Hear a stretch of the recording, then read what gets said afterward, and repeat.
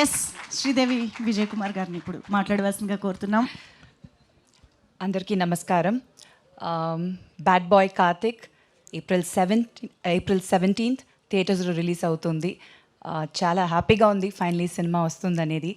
And మా ప్రొడ్యూసర్కి శ్రీనివాస్ గారు, ఈ సినిమా నుంచి మీరు ఇంకా చాలా సినిమాలు ప్రొడ్యూస్ చేయాలి, మీ ప్రొడక్షన్ నుంచి చాలా మంచి సినిమాలు రావాలి. I'm wishing you all the very best.